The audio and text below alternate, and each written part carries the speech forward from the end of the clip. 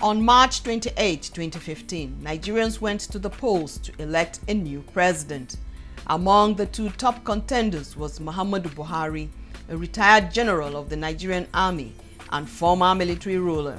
He was up against the incumbent, Dr. Goodluck Jonathan. The election was described by many as the make-or-mar vote for the nation, as it was the most fiercely contested since the return to civilian rule in 1999. 4 days later, the chairman of the Independent National Electoral Commission, INEC, Professor Atahiru Jega, declared the winner, who would be the fourth president of Nigeria's Fourth Republic, on the platform of the All Progressives Congress, APC.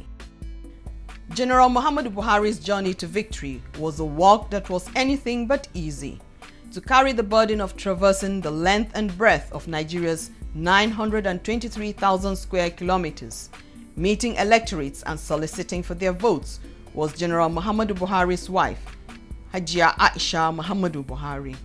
An amiable and graceful woman, Aisha Buhari used her ability to win the hearts and minds of the people, to reach out to them with the message of change and the hope that it promises to bring to all Nigerians once her husband is elected.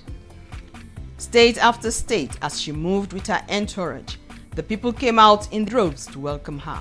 They showed her warmth, care, and the assurance that her husband would get their nod to lead them at the highest political office in the land. Hajia Buhari paid courtesy calls on traditional rulers, prominent citizens, political leaders, and leaders of women groups.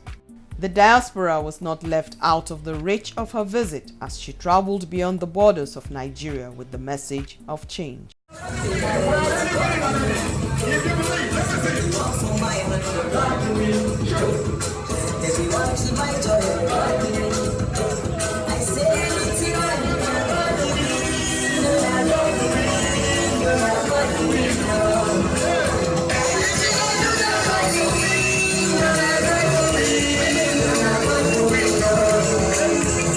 Change my name to Buhari. I no more, I don't buy from nobody. They say my heart no go save nobody. And then they say I no go be nobody. In Abuja, a group of her supporters gathered to celebrate what they called a pre-victory party at the headquarters of the Buhari Presidential Campaign Organization. The group also carried out independent campaign and voter education outreaches in the suburbs of Abuja and other towns.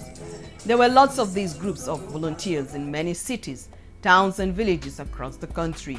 They found the personality of Aisha Buhari so endearing and irresistible and desired to have a woman of charm and quality like her as their first lady. When the date for the election finally came, voters across the country queued out and braved various challenges such as long hours in the sun, hunger, and the burden of anxious expectation to cast their ballots. Voting and vote counting dragged late into the night in many polling units across the country. In many of such places, there was no electricity and the voters improvised by providing light from the headlamps of their cars, like this polling unit at the St. Joseph Primary School in Makurdi, Benue State.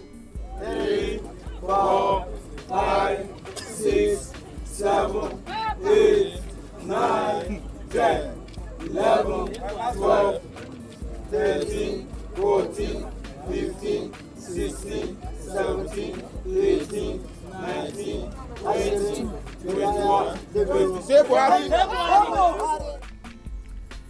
The eventual outcome of the polls showed that Nigerians had overwhelmingly cast their ballots in favor of General Muhammadu Buhari.